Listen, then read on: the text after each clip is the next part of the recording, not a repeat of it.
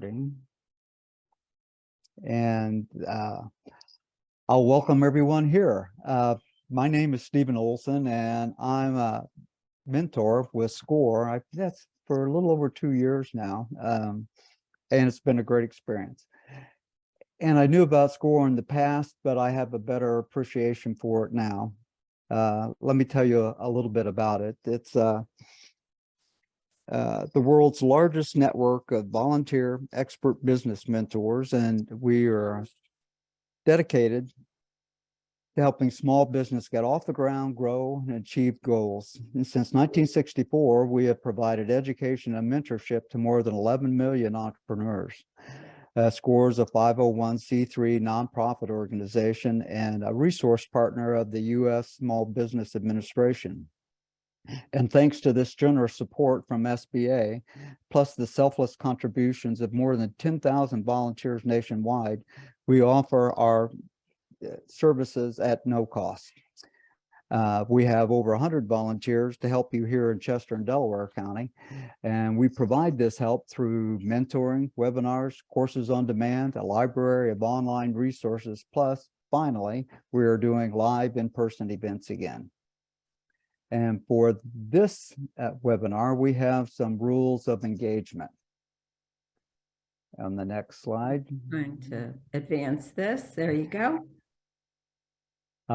So we were recording Maria's presentation, and she is providing all of the slides that you'll see today. They will be mailed to you after the presentation, along with a link for the recording. We placed you all on mute right now, so there aren't distractions, but you can put questions in the Q&A box, and there are some places in the presentation where Maria does pause for some questions. And if you have comments or references, you can put those in the chat box and share with everyone else. And so what I'd like to do next is introduce Maria very briefly. When I started SCORE, Maria was the chairperson for the Chester, Delaware County's chapter. She's retired global business leader with deep experiences in a number of companies, both private and public. And some, yes. And we're very fortunate that this is a interesting topic, and it's not simple. So there's a lot of things to consider. And Maria, as you will see, has a great mechanism and information to share about this. So with that, I will turn off my video and turn it over to you, Maria.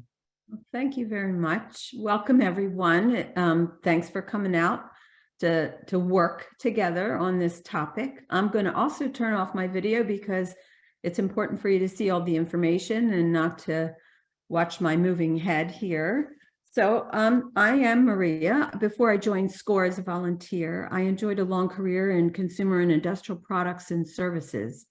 The pricing methods and the best practices we will talk about today have been used across many businesses, small and large, new and established, to get a fair value and a positive market position. Let's get started because there is a lot of information here. We won't be reading every slide, but you will be getting all of this information as a follow-up. Our key topics today will focus on 3 major steps in the pricing process. First, gathering important information you need to select your pricing strategy. Second, understanding various pricing options and terminology. And third, breaking even and evaluating price in the marketplace. Strategy is about making important choices, informed choices. We will take breaks after each of the steps for your questions and comments. Also, in addition to the recorded webinar, you will receive a copy of today's presentation for your reference. While our guidance today is focused primarily on for-profit small business, there are many key insights that apply to nonprofits as well. A suggestion for you, since there is so much content here, you may want to keep a short list while you're listening of 3 actions you can take after today's program. A couple of questions you might want to keep track of are, what are your key takeaways for your business? What next steps should go on your to-do list about pricing? And who can help you? with all of that. To develop strategy, we start with the big picture first. Each of these steps in the process are key for all businesses, whether a startup, growing, in transition, or pivoting. Note that pricing is associated with value, and it is not the first step. The process to define your market, understand competition, and assess customer value will take a fair amount of your time as the owner and your concentration, especially for new startups. At the same time, it is also important for existing small businesses to update and refresh this knowledge to remain healthy and grow. The world does not stay still, and how well we know that after the last few years. To get at your customers' perception of how they think about value and price, you will need to have a lot of information. Who cares about this product or services? Who will buy it? How do they learn about these types of offerings? Where do they get their information? How can I, as the owner of the business, describe the value of my offering in a way that customers will care and pay attention? Looking at that image on the right-hand side, it's called the marketing mix. What price will fit with my overall marketing approach? Does the price reflect the quality and uniqueness of my product or service? Does it make sense with how I talk about my business, how I promote it? And where customers can shop for my offerings? Where can they find me? It is so important to gather facts about your target customers, your sales channels, and competition, ideally before you decide your price strategy. We will talk more about these groups. As we know, it's not very hard to drop price in the marketplace, but it's almost impossible to raise prices soon after introducing something new. There are many ways to get market information. You can meet with customers or suppliers in person, on the phone, on Zoom, or any video platform. Finding good databases about your category of goods or services so that you can learn about your audience, know where competitors operate, and access good suppliers. Review competitive websites and social media posts. What are your competitors talking about? Attend trade shows and networking events. Find new contacts. Here's the thing. If you do not have experience doing market research or are not certain about which resources are right for your business, please get help. That's what this little yellow box is talking about. There are good resources available. Many are free of charge just for the asking. Do not attempt to work on this alone. If you are not currently working with a SCORE mentor, please set up a first session. This is a good topic to talk with your mentor about. More details on how to do this at the end of our program. Find the business librarian closest to you. There's an excellent program at Chester County Library in Exton. Seek out good trade organizations that can help you. Market research will help you understand your target customer. These are the people who will spend their money with you. As the owner of your business, you will be the expert about your customers.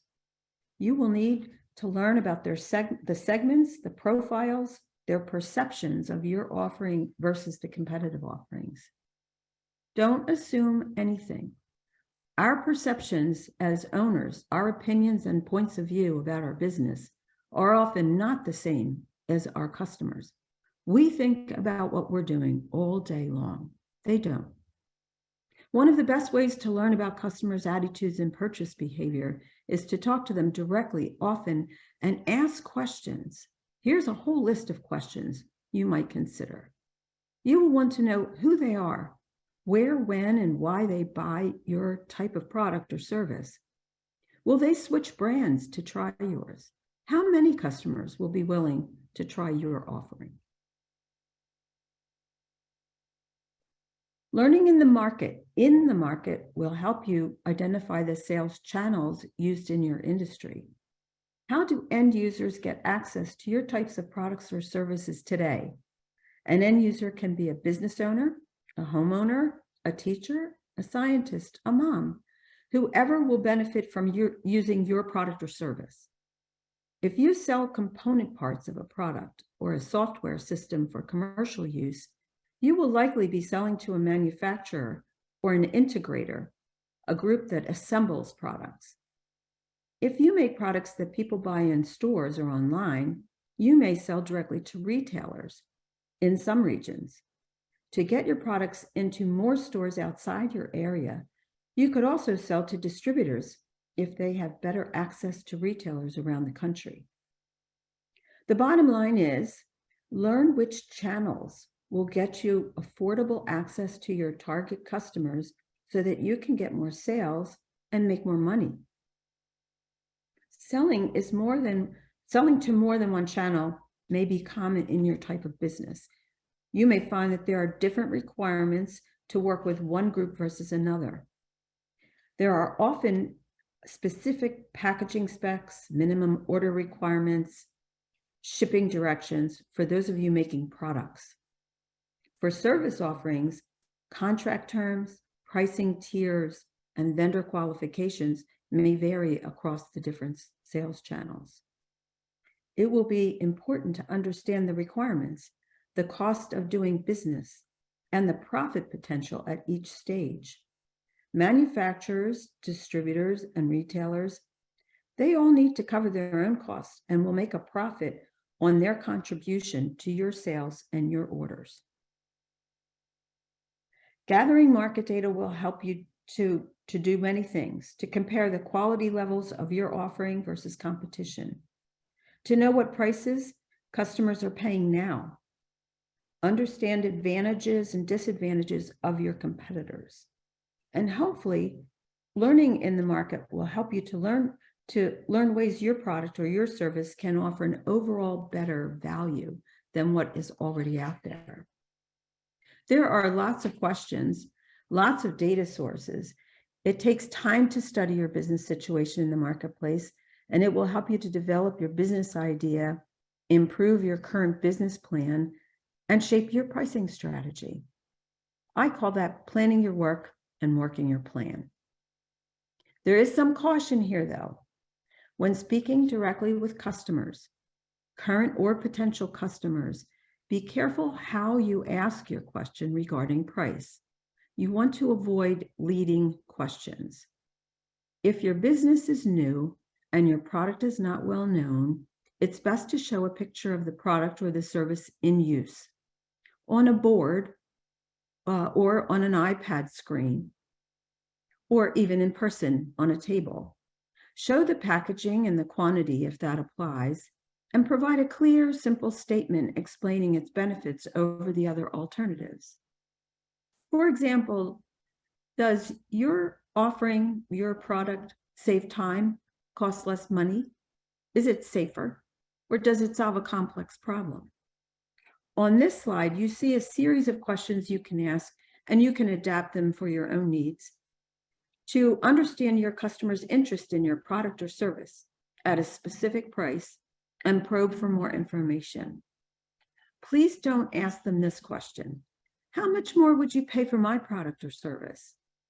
Because the common response is nothing more, or I'm not sure, which is not helpful to you. Talk to as many customers as is reasonable. Remember, getting just a few responses about your pricing from friends and family when you're trying to sell to thousands of customers across the country will not be representative of your target market. There are several useful questions on this page to help you understand value perception. And again, you'll be receiving these so you can look them over more carefully. All of this market feedback can help you to develop or improve your value proposition. This is your brand promise, a clear statement of the benefit your product or service provides, for whom, and how you do it uniquely well. This example is a real case. Carlino's is a local Italian family grocery shop founded in the 1980s in Ardmore, Pennsylvania. They believe in family and artisan food. They're proud to share their legacy and inspiration with their customers. This commitment is behind everything they do. And this image is on their homepage, their website. This is the story they tell. What's your brand promise? Okay, let's just take a little bit of time here to see if there's any questions. I don't think I see any in the box yet about this part that I call the big picture. If we don't have questions right now, I would ask you a question. If anyone in the who's with us today in the program has done some market research, if it's helped you and to do something different and it's not confidential, feel free to share that in the chat box. It's always great to get information and ideas from our peers. Or if anyone's worked with a trade organization and has found that to get useful data to help your business, again, feel free to share that in the chat box with us today. Stephen, are we good to move along? I believe we are. I still don't see any more questions yet. Okay. All right. Here we go. There are many pricing strategy choices. We will focus on 3 most commonly used in small businesses in some detail. If you look it up on Wikipedia, I think you might find over 20 different strategies listed. But we're going to look at competitive pricing, cost plus, and value-based pricing. You will see some practical examples for each. The assumptions and the numbers are for illustration only to help you understand how these strategies deliver profit. Each example shows information for one product or one order for one customer. In your own companies, all the orders, all the sales combined will eventually add up to your company's total revenue, total costs, profit, and so on. This is just for illustration so you can get a basic understanding. Competitive pricing is used by small businesses that sell some products or services that are same or similar to competition. Prices for those offerings will be comparable and attract customers who want to buy from you instead of the competition. At the same time, businesses using this strategy will have some offerings that are more specialized, unique, with proven advantage. The prices for these options will be higher to reflect the added value based on what you have learned from your marketplace and your customers. This option is not meant to be a one-size-fits-all. Note a couple of examples we have here. You see a picture of a granite countertop. And so one of the examples we're going to evaluate today is a granite countertop installer. He owns a product business. And the other image here is a market research consultant, a service provider, helping businesses do their market research. Some possible value-added benefits these kinds of companies might bring are unique credentials, money-back guarantees, responsiveness, fast turnaround time, industry expertise. Okay, let's look at this example for a project with a granite countertop installer and his customer. In this case, he studied his target market and the competition and has made these assumptions that you see in the bullet points. His customer is a homeowner, and the homeowner has 2 options to choose from. He or she can purchase a standard grade of granite and pay a competitive price for the job. The price paid in the sales is the sales or revenue in this project, looking at that column called standard. The costs include materials, labor, time, waste. These are shown as cost of goods, and that number can also include service expenses that belong to the project. You see it's $1,000 is the price and $600 is the cost of goods and maybe cost of goods and services.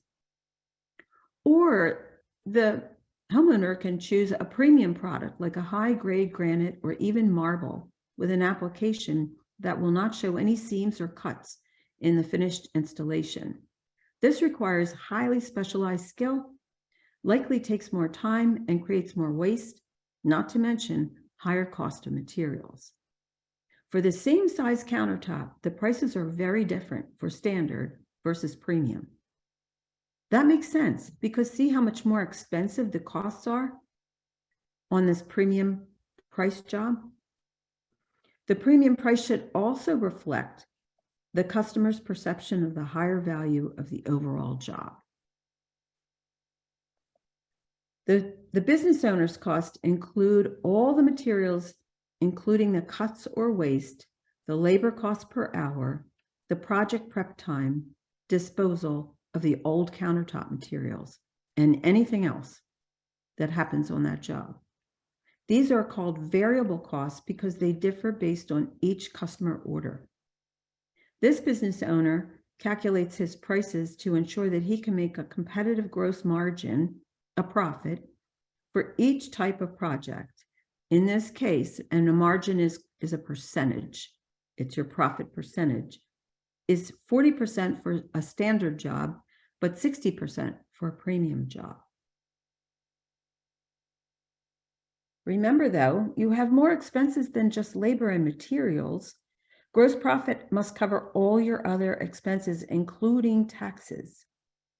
These expenses are called fixed because they have to be paid whether you have a lot of sales or none.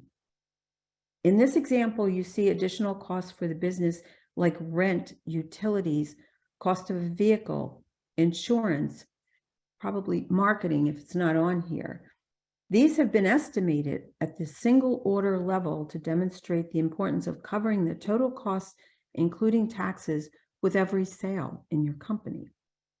Using this assumption, the additional fixed costs add up to $1,350 for every order. Remember, this is just for illustration. These aren't real numbers.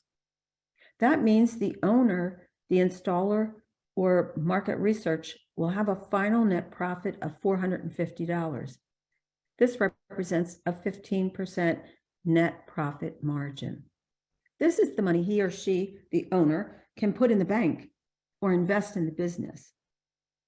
So what that means is with a single installation job or a single research project at a price of $3,000, the company makes 15 cents on every dollar of revenue.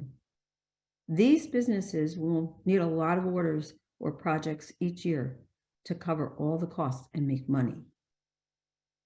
One more illustration before we get to the questions. So now what happens if the owner decides to take a price increase? Note this example is about the standard project, the standard price and costs. To keep things simple here, the costs do not change. They're not carried over to this page, but they are reflected.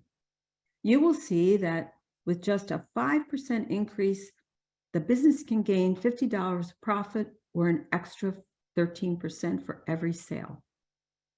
Even a small increase in price makes a nice difference. The focus being on the gain in profit dollars, where you see that star on the slide. Okay, we like high margins. People talk about margins all the time. High margins are good, but this price increase only works for the business owner if he or she does not lose too many sales when the price goes up. The goal is to be more profitable. The key measure to watch is gross profit dollars. Dollars are what you put in the bank. So looking at the box on the bottom here, the average price decrease box, what happens when a business owner discounts? In this example, there's a 20% drop in price. Let's say that's for a sale, a special sale, a promotion, or an end of season program. The idea here is to drum up more business. There are no changes to the costs. The costs are the same. But you're probably saying to yourself, well, why not just a 5% decrease? You know, why not? As consumers and business owners ourselves, we generally are not interested in discounts that's that small, unless you're talking about a high dollar purchase or like a car or a home. Observe the negative impact here. A 20% discount results in a 50% loss in gross profit dollars. There are situations when price changes up or down are absolutely warranted. And we will look at some of those later on. So a few things to consider before we take the questions. For the competitive pricing strategy, keep in mind, customers want the best price for the best value. They vote with their dollars. We understand this. We're customers and consumers too. We want the same thing. Let customers choose how much to pay. Offer good, better, and best choices if you can, to provide a wide range of options, like the example of the Grand Countertop installer, who offers a standard program, but also a premium program. This helps you to attract potential customers who appreciate the ability to buy from you and be able to afford it. They have a positive perception of your business and they want to work with you. Avoid the fixed markup mistake.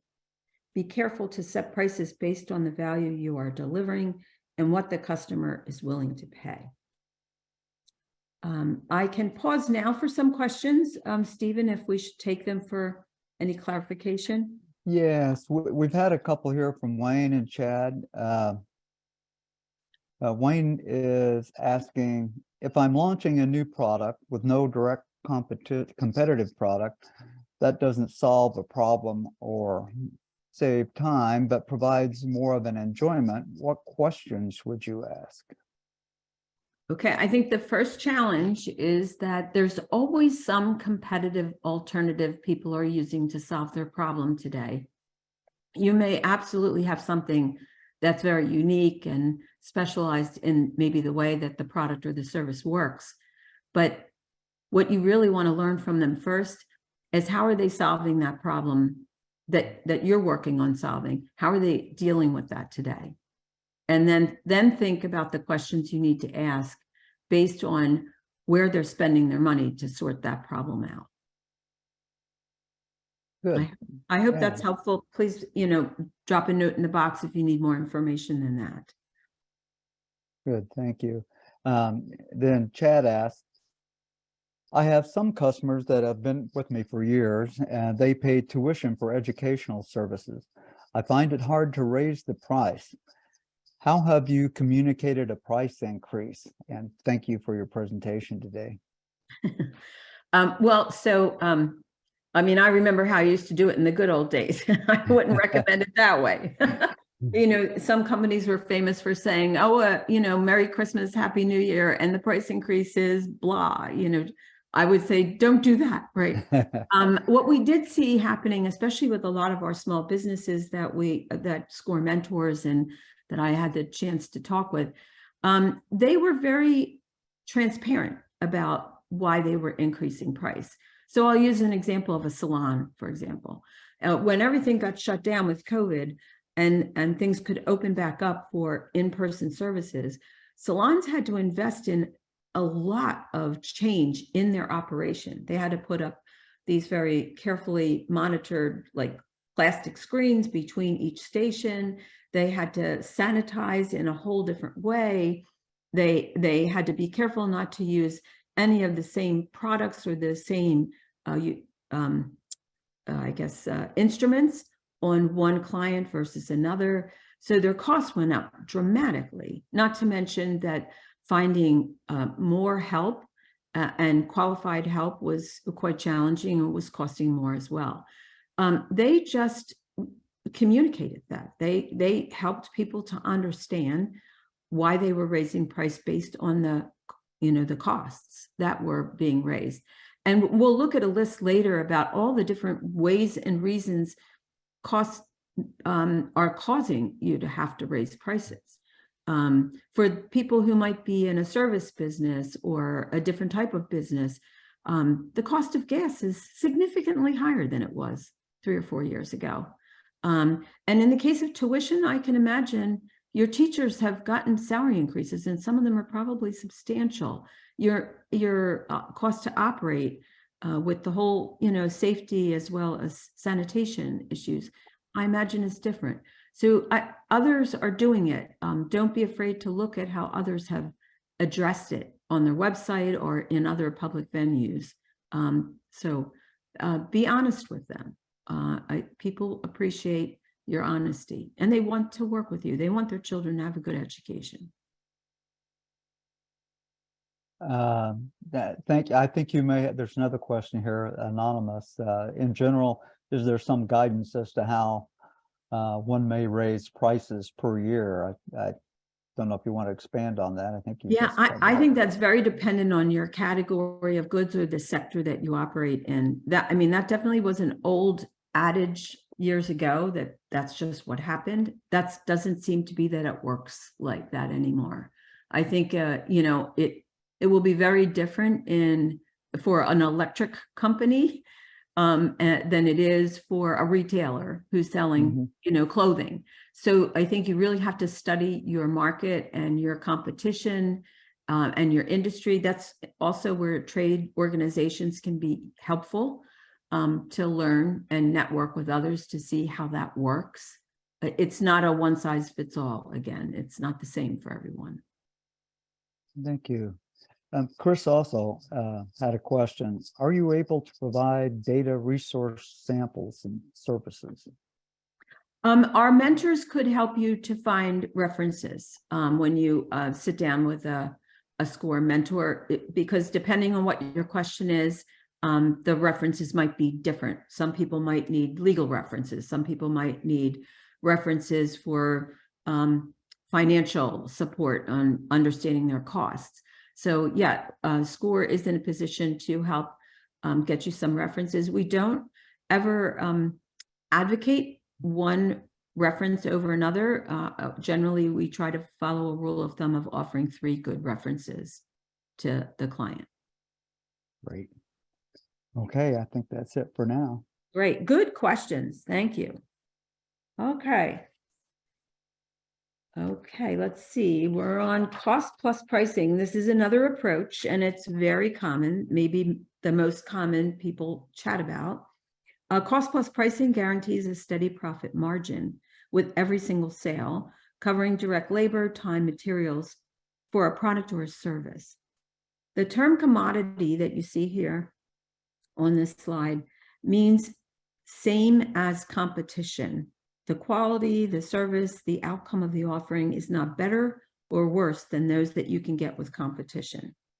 The basic formula is add up all the variable costs, the cost of goods, services, multiply by an acceptable markup, a percentage that you've learned in the marketplace is acceptable again for your category of goods or your type of service, your sector, your geography, and then set your cost plus price.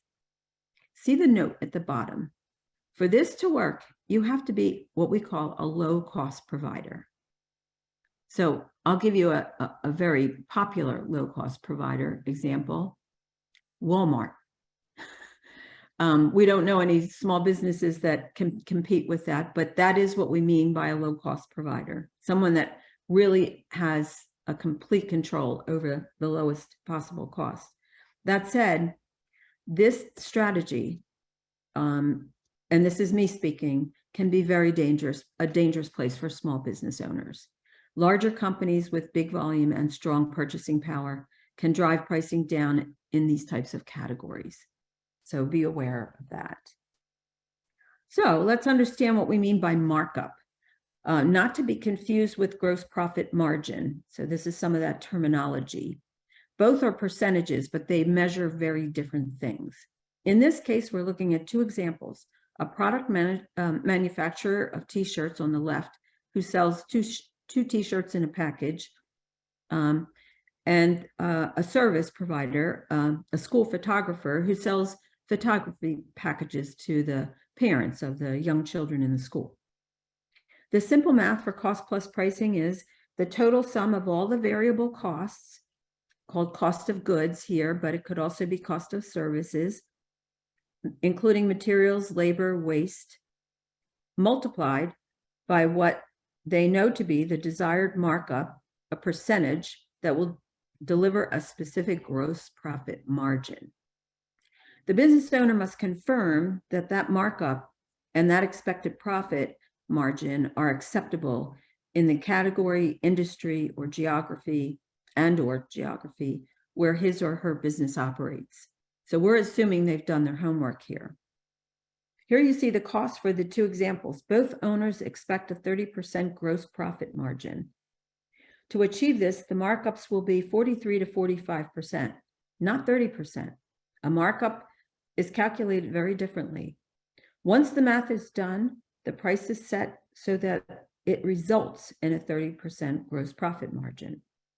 Note that this price does not include shipping costs or taxes. Those will be added at checkout. If the t-shirt company is selling to a retailer, this is the price the store owner will pay. And it will be marked up again to make money for the retailer's business. In these examples, we are assuming the business owners have studied their competitors and market prices to know that this is a reasonable price and a reasonable margin. Competing for low or lowest price is a very stressful place, especially for small businesses. While the merchandise or services may be just as good, oftentimes your cost as a small business owner may not be as competitive.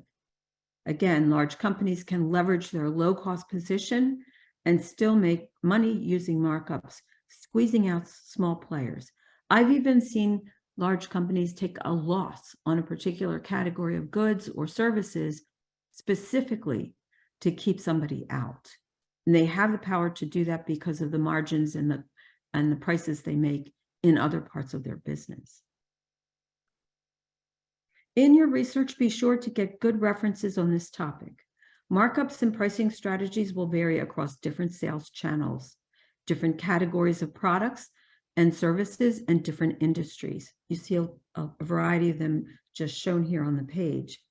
This is the reason why you see a very different price at times for the same exact barbecue or lawnmower at a Home Depot versus an Ace Hardware store or a Costco.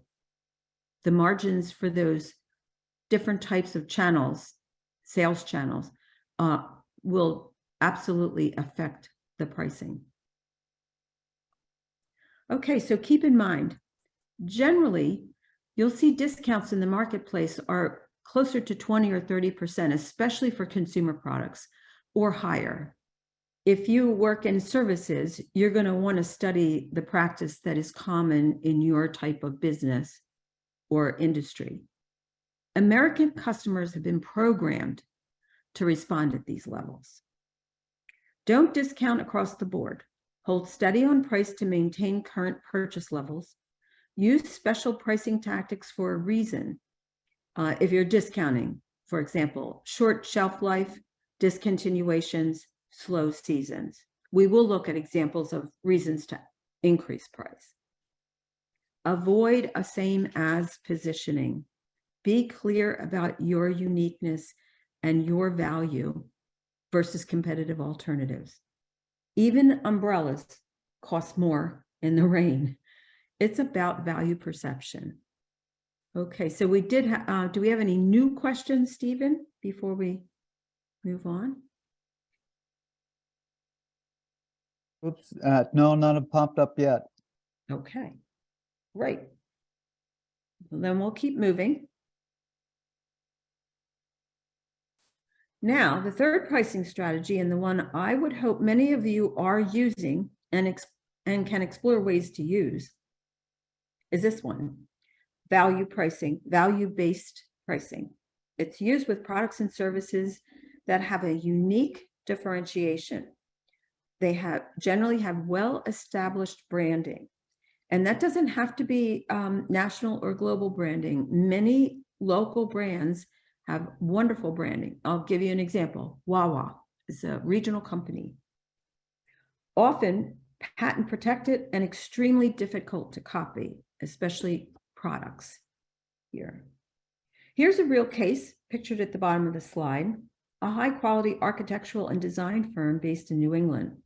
They promise to create great places with people who believe that design matters. We have no pricing or profit numbers to share with this strategy because every single case will be different based on how the extra value and benefits are estimated using real market information. The business owners that use value-based pricing study their offerings very, very carefully. They do a lot of research and comparisons to prove how much more the benefits of their product or offering are worth versus existing offerings. Added benefits could be tangible, like the examples in the performance circle on the left, such as long life, durable, safe for the environment. Or they can be intangible, like those in the relationship circle on the right, such as trusted or customer service or prestige aesthetics. Here are a few real-world examples that demonstrate superior performance at a premium price. Maybe you're familiar with these.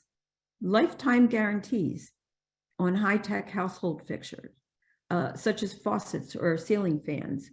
Some of the big brands provide a lifetime guarantee on those things. I worked with a company that actually provided a lifetime guarantee on outdoor apparel. Lifetime guarantees. Another is trustworthy emergency or 24/7 services like plumbing or IT support. Customized or personalized products such as jewelry and specially designed vehicles like autos or trucks that are customized for a particular type of individual or type of situation. When it comes to monetizing your value, here are a few tips to consider. Value-based pricing is the ultimate goal for a small business. Entrepreneurs have created amazing solutions, local, domestic, and international ones. It's where we see some of the best examples of value-based pricing. Demonstrate the customer's cost savings or the best performance metrics for your offering. Prove the value. Consider before and after results for products or service performance. Also, is there a way to talk about how many times longer your product lasts or how many times more effective it is? Analyze the lifetime benefits or cost of ownership of your offering versus the best available competition. As consumers ourselves, we can look at the mobile phone industry to recognize how much we do pay for the latest technology, probably the best example of value pricing. These are not just phones anymore, but there are calendars, our cameras, photo albums, instant access to news, dictionaries, and more. All that value matters to us, and the prices we pay reflect it. Capture customer testimonials. Buyers care more about what other buyers think than what we tell them when it comes to a new product or service. Work with loyal customers to prove value and identify new problems to solve. Here are just a few examples of small businesses that use or can use value pricing. In addition to plumbing and other emergency services you see here, there's a patented tread technology there right in the middle in the top with the yellow and black steps that keeps public spaces safer for longer than any other competitor. You see things like that in big stadiums and public venues. Personal chefs on the right-hand side with customized menus and party plans that they can deliver in your home, customized for you. And down on the bottom left, dental billing services that save the dental staff from chasing after the money so they can focus on patient care. The result is more of the money actually gets collected, increasing revenues at a very affordable cost to the dentist. Some of these images here are from our SCORE Small Business Award winners who've been mentored by our SCORE team. Great ideas. No matter what pricing strategy you use for your small business, it's critical to drive your costs down to be competitive, to offer affordable prices and to capture as much of the profit as you deserve, not just when you're getting started in business, but all the time. Here are a few ideas to consider. Keep looking for how much you can reduce non-value added expenses. Premium costs are only wise when the customer cares. Keep track of how much inventory you carry and how many projects you can really handle. Customers are not worried about how expensive your packaging or your marketing investments are, or if your company vehicle needs to be repaired. You need these things, but focus on what is most effective in your business at the lowest possible cost. Examine other business models. There's many different ways to get your idea into the market. Sell into the stage of the supply chain where you are the expert. Consider partnerships, alliances, exploit, make use of e-commerce where you can. Sometimes you can reach many more customers by working with a distributor or a manufacturer's rep or partnering with a complementary service provider. More sales for you at an overall lower cost than if you try to do this all on your own. Streamline the supply chain or the project flows in your business. Fewer touches on product and services generally means lower cost, less time, better efficiency. Shop around for lower interest rates on loans. This picture at the bottom of the page on the right is there for a reason. It's a reminder that this work is hard and requires a lot of discussion, a lot of thought and analysis. Get some help from the people who have been there and done that. Work with SCORE mentors or your accountants or someone that you trust to identify cost-effective ways to run your business.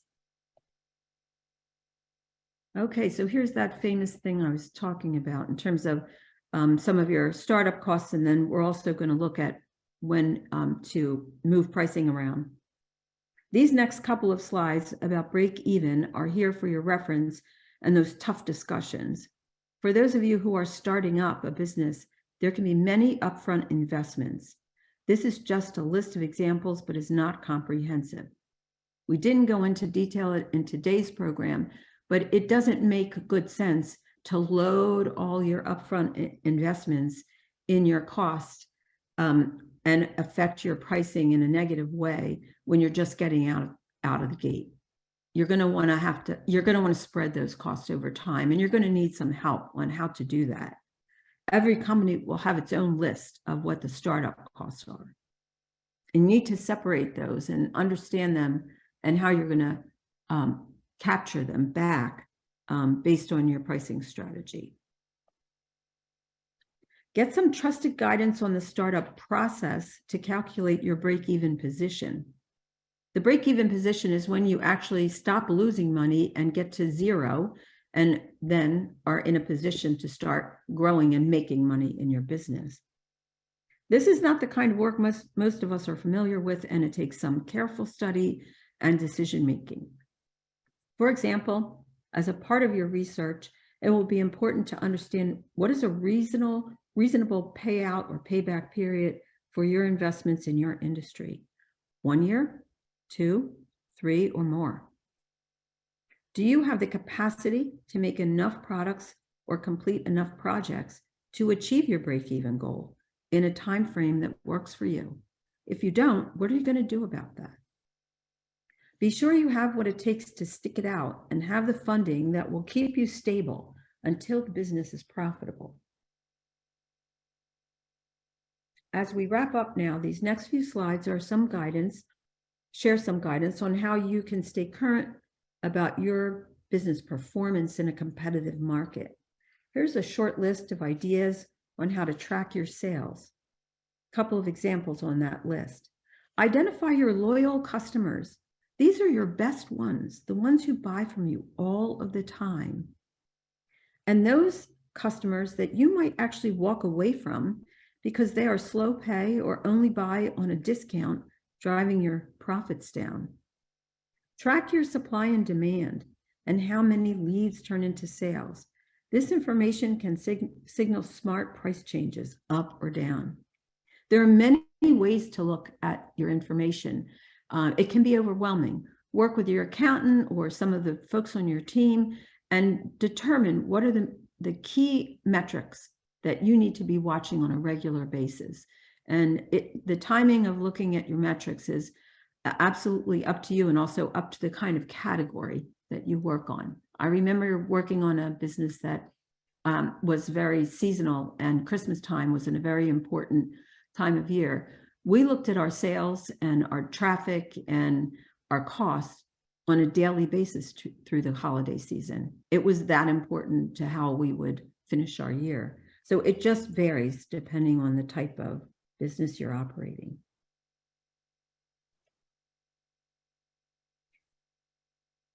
Okay, there are times when a price increase is justified because key raw material costs increases. This could be due to higher costs for gas, packaging, critical ingredients for product companies, or software or technology systems for service organization. And just a couple of examples here. This is not an all-inclusive list. There are opportunities to get some extra pricing on limited edition products or programs with strong demand because they are special. One time only and drive a call to action. On the other hand, discounting out of season products or discontinued goods or other discontinued programs makes good business sense most of the time. Again, the list is not exhaustive, but monitor how this works in your type of business. And I did think about that other question, Stephen, regarding how to communicate a price increase. One idea I could offer is draft something, run it by some of your own staff or people that you feel understand your clientele the best, and get some feedback on that. And if you have a couple of clients or customers that you know really well that have been very loyal to you, one-on-one, run your draft by them and ask them to give you feedback on it. They may have ideas about other ways you can express your price increase announcement. So just a thought. Okay. All right. This is saved for last for a reason. Paying attention to laws about pricing is very, very important. There are pricing laws. The overall advice here is fairly clear. Never, never, never discuss pricing strategies or plans with people outside your business. Not competitors, suppliers, contractors, trade partners, pretty much not anyone. This is confidential. This is strategy. Speak to a lawyer if you need to about questions that you have about pricing and how it's managed in your industry. One real example that occurred during COVID, I don't know that this was a SCORE client, but we were working with someone who, a lawyer who, or I'm sorry, an accountant who was helping us with a webinar in our program at the time. He said he had a small business client show up at his door during tax season and say, I just got over $1 million bill from Amazon to pay taxes. He said, I don't have to pay Amazon taxes. And the answer was, oh yeah, you do. And you'll probably pay a penalty if you didn't pay them on time. So, make sure eyes open about what the pricing requirements, guidelines, and laws are in the programs that you operate. Just a few closing thoughts before we go to the Q&A to wrap up. Remember, you're the expert in your business. Understand your customers and their willingness to pay. Be sure that cost, customer, and competition, all of that is working into your decisions about price. Keep learning. We live in a fast-paced, rapidly changing world. I think it's clear. It's never going to go back to the way it was. We're only going to move forward, and technology is moving at a rate faster than most humans can keep up with. So we have to stay on our toes. Ask for help, whether that's a SCORE mentor or another mentor, an accountant, an industry expert, a lawyer, whatever help you need. Rely on those people you trust who have experience in what it takes to start up, run a successful business, and help people like you who want to run it on your own. Thank you so much. Okay. Thank you, Maria. That was a lot of information and well communicated.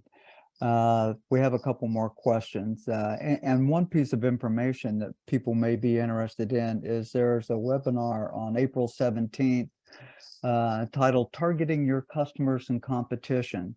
Sam Barderick is providing that, and she's a business librarian at Chester County Library and also a SCORE member. You might find that very helpful. Then Wayne asked, regarding SCORE resources, who can help with pricing strategy? Are there pricing specialists or all mentors equipped to advise on pricing? Great question. Most of all of our mentors are absolutely experienced in the whole business process. And several of them have actually recommended to our clients that they should raise their prices, and they gave them, good reasons and good ways to go figure out how and why to do that. So I would say generally, yes, most of the mentors can help you to do that. I have come in as a subject matter expert on a couple of cases where that was going to be helpful. So we do have people that have some special background in the pricing experience. Great. Thank you. And I certainly agree. Then Chad has another question. I will soon be publishing a book. I am in an association that has pricing recommendations. I plan to use Amazon to sell the book. I have also been considering selling the book from my website. Do you see others offering a product or different platforms for different price, or does the price usually stay the same? Oh, well, that's a great question, because I think, Chad, you're talking about them both being available online. So I think what you want to do is go and look at some other authors who might be doing what you're suggesting and see what the practice is. Now, I don't have any authors to recommend, but there are lots of people who sell books on Amazon and also sell it on their website. So you may want to just investigate that a little bit. And I think the bottom line would be following what the best practice is. If you said you were going to sell it in a bookstore instead, and also with Amazon, the bookstores will have a principle on that about whether or not they match the Amazon price. But doing it on your own, you'll have to see how you would explain that if it was different. Okay, thank you. Then one more question from Petra. I can answer part of this. Will you share the slides and recording? And the answer is yes. I had mentioned that earlier. You'll be able to get both. Also asked, do you mentor? I certainly do, and I believe you still do too. Is correct, Maria? I'm not a mentor. I'm a workshop presenter. Okay. And I can be included in mentoring sessions as a subject matter expert on marketing and on pricing strategy. Great. But we're always happy to help if you have any questions, sign up for the mentoring. And then since you've heard about this today, if there's anything specific that you'd like my help on, you can certainly say it would be helpful once you meet your mentor, if we could possibly bring me in for a session. But, work with your mentor first. So many times our mentors are able to immediately help with the questions that you have. I think you'll be pleasantly surprised at how efficient they are and how experienced they are. Yes, they are. Well, that's all of the questions that have been submitted so far. And a lot of people are thanking you, and excellent presentation. You've comments here, and I certainly agree. So with that, I'm going to wrap up. Boy, you did that really well, Maria. We're right on target. I'm issuing